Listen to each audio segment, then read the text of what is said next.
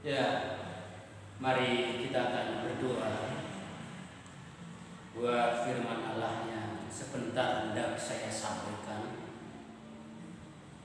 Bapa kami yang bertakhta di dalam kerajaan surga, kami mengucapkan syukur dan berterima kasih kalau Tuhan masih memberikan kesempatan dan waktu untuk kami bisa menyampaikan firman-Mu. Dan kami mengucapkan syukur kalau Tuhan masih bisa memberikan kesempatan untuk kami mendengarkan firman-Mu. Biarlah Engkau akan memberkati semua, baik hamba-Mu yang menyampaikan maupun semua yang mendengarkan, bisa mendapatkan berkat lewat sabda firman-Mu ini. Di dalam nama Yesus kami berdoa mengucapkan syukur. Haleluya. Amin. Terima kasih kita bisa ketemu kembali untuk bisa mendengarkan firman Allah pada saat ini. Firman Allah pada saat ini saya akan ambil dalam Matius pasal 1 ayatnya yang ke-18 mulai. Di mana di situ bunyinya demikian. Kelahiran Yesus Kristus adalah seperti berikut. Pada waktu Maria ibunya bertunangan dengan Yusuf, ternyata ia mengandung dari Roh Kudus sebelum mereka hidup sebagai suami istri. Karena Yusuf suaminya seorang yang tulus hati dan tidak mau mencemarkan nama istrinya di muka umum, ia bermaksud menceraikan dengan diam-diam. Tetapi ketika ia mempertimbangkan maksud itu, malaikat Tuhan nampak kepadanya dalam mimpi dan berkata, "Yusuf anak Daud, janganlah engkau takut mengambil Maria sebagai istrimu, sebab anak yang di dalam kandungan adalah dari Roh Kudus. Ia akan melahirkan anak laki-laki dan engkau akan menamakan dia Yesus, karena dia akan menyelamatkan umatnya dari dosa mereka." Hal itu terjadi supaya benar yang difirmankan Tuhan oleh Nabi. Sesungguhnya anak darah itu akan mengandung dan melahirkan seorang anak laki-laki, dan mereka akan menamakan dia Immanuel. Menamakan dia Immanuel. Apa arti daripada Allah menyertai kita? Artinya adalah kapanpun, dimanapun kita berada, Tuhan ada bersama kita. Jika kita memiliki kesadaran yang penuh bahwa Allah beserta kita, sekali lagi, bila kita memiliki kesadaran penuh bahwa Allah menyertai kita, maka kita tidak akan takut, tidak akan cemas, tidak gampang putus asa, tidak mudah kecewa, tidak mudah khawatir, tidak mudah gelisah. Inilah yang perlu saya tekankan. Walaupun konteks di dalam firman Allah berbicara tentang kelahiran Yesus, tetapi saya ingin menekankan Allah menyertai kita. Mengapa Tuhan mau menyertai kita? Ini satu pertanyaan. Pertama, karena Dia mengasihi kita. Yohanes 3 ayat 16, karena begitu besar kasih Allah akan dunia ini dan dikaruniakannya anaknya yang tunggal. Ini satu hal yang perlu menjadi renungan kita. Bukti kasih dinyatakan dengan pengorbanannya. Karena kasihnya Dia kepada kita, Dia rela mati. Ini yang harus kita renungkan. Mati untuk manusia, khususnya manusia yang merasa berdosa.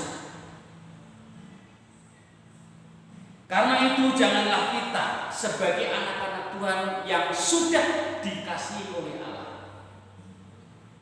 Janganlah kita sebagai anak-anak Tuhan yang sudah merasa bahwa diri kita mengerti bahwa Allah menyertai kita, tetapi kita menjauhkan dari Dia. Jangan sampai dalam situasi kondisi apapun, jangan sekali-kali menjauhkan diri kita dengan Allah. Karena apa yang kita miliki, materi yang kita miliki, uang yang kita miliki, harta yang kita miliki, tidak bisa menjamin kita hidup selama-lamanya di atas bumi ini. Suatu saat pasti kita akan mengalami apa yang disebut kematian. Olehnya jangan sampai kita menjauhkan dari kasih karunia Allah. Lalu yang kedua, mengapa Tuhan mau menyertai kita? Karena Dia tidak mau meninggalkan kita. Seberat dan sebesar apapun pergumulan kita, Tuhan tidak pernah meninggalkan kita, dan Tuhan tidak jauh dari kita, dan Tuhan selalu menyertai kita. Olehnya Daud pernah mengungkapkan kata-kata, sekalipun ayah dan ibu menolak kita, tetapi Tuhan menyambut aku. Tuhan tidak mau meninggalkan kita, dan Tuhan selalu mau menyertai kita. Apa sebabnya? Karena kita manusia adalah ciptaan Allah menurut gambar dan rupa Allah. Ini masalah. Karena kita adalah biji matanya, berarti kita ini sangat-sangat berharga di hadapan Tuhan. Olehnya jangan sampai merasa diri kita ini tidak berharga. Sadarilah kita ini berharga di mata Tuhan. Lalu yang ketiga, mengapa Tuhan mau menyertai kita? Karena Dia mau menyelamatkan kita. Firman Allah berkata, semua manusia telah berbuat dosa dan kehilangan kemuliaan Allah. Tidak sadar bahwa kita ada di dalam dunia ini. Tidak sadar bahwa kita pada saat bersusah payah bekerja mencari nafkah, mengolah tanah. Tidak sadar bahwa kalau ada seorang ibu melahirkan mengalami kesakitan, bahwa itu dampak dan akibat adalah dosa perbuatan Adam dan Hawa. Diri kita ada bilik-bilik dosa itu. Tetapi Allah kita tidak hanya ada di surga untuk tenang saja. Dia ada di satu tempat yang penuh dengan kemuliaan-Nya. Dia rela meninggalkan surga itu, datang ke dalam dunia ini dengan maksud dan tujuan supaya dosa setiap manusia ini terampuni. Dan sudah dinyatakan lewat dirinya dengan pengorbanannya di kayu salib. Sadarlah bahwa kita ini adalah orang-orang yang berdosa, menjadi benar karena Kristus. Dan sadarlah sekarang ini kita sudah diselamatkan. Yang menyelamatkan adalah Tuhan. Melalui apa? Melalui penderitaannya. Kita telah ditebus dengan darah yang mahal.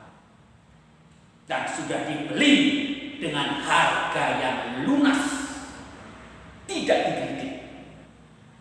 Olehnya kita bersyukur memiliki Allah yang sangat-sangat mengasihi kita.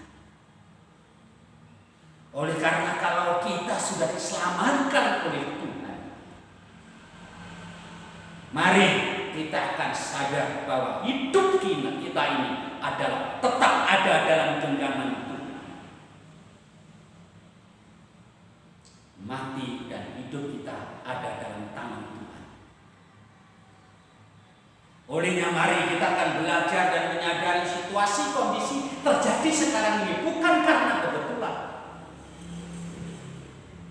tetapi biarlah kita mulai sadar bahwa yang ada di atas segala-galanya, yang berkuasa di bumi langit ini adalah Allah, tetap memiliki otoritas yang tertinggi. Tugas kita sekarang ini biarlah menjadi orang-orang yang menyadari persoalan ini dan menjadi orang yang taat, menjadi orang yang setia, menjadi orang yang mengutamakan Allah. Hidup yang sementara ini marilah kita akan gunakan, biarlah menjadi orang-orang yang berdampak dalam hal-hal yang positif. Karena hidup sementara, tidak selama-lamanya kita ada di dunia. Janganlah kita menjadi orang-orang Kristen yang asal-asalan, atau saya katakan sedikit nggak enak kata-kata ini. Jangan menjadi orang Kristen yang murahan, tetapi menjadi orang Kristen yang betul-betul punya antusias, punya semangat, punya greget untuk maju, untuk setia, untuk taat dan merindukan Tuhan, untuk berkumpul kembali di rumah Tuhan. Olehnya firman Allah berkata, jangan sampai kita meninggalkan ibadah kita seperti orang lain.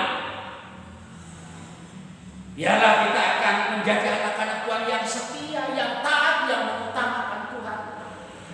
Saya yakin di saat kita ini mulai menjerit, di saat kita mulai mengangkat tangan, saya yakin Tuhan akan mengulurkan tangannya dan tidak akan membiarkan kita berlarut-larut di dalam situasi yang sedemikian. Pengalaman orang Israel di saat dia mulai menjerit memanggil Tuhan, berkat itu turun. Di saat orang Israel mengabaikan Tuhan, berkat itu tidak nampak. Lainnya akan menjadi pelajaran kita. Mari kita akan mengambil sikap untuk mendekatkan diri kepada Tuhan dan setia kita mengikut Tuhan sampai Tuhan datang ke dalam dunia dan hidup kita angkat naik ke surga, hidup kekal selamanya. Tuhan memberkati kita semua. Kita berdoa. Bapa kami yang bertahta di dalam kerajaan surga, kami mengucapkan syukur dan berterima kasih. Biarlah sabda firman-Mu ini menjadi berkat buat kami semua, buat kami semua, orang-orang yang percaya kepada Yesus, baik jemaat, baik teman-temanku yang di mana saja berada. Biarlah sabda firman ini akan menguatkan bagi yang lemah, menghibur bagi yang susah, memberikan harapan bagi yang putus asa, menyembuhkan bagi orang yang sakit, dan memberkati bagi orang yang membutuhkan berkat. Olehnya mari kita akan mengangkat tangan. Biarlah Tuhan memberkati kita. Bapa kami yang bertahta di dalam surga, biarlah Engkau akan memberkati setiap anak-Mu yang mengangkat tangan. Dan biarlah berkat itu tercurah. Olehnya mari kita akan mengangkat tangan, berkat dari Allah Bapa, kasih sayang Tuhan Yesus Kristus, serta persekutuan dengan kuat kuasa Roh Kudus, berkat menyertai kita semua. Di dalam nama Yesus yang percaya katakan, amin. Tuhan memberkati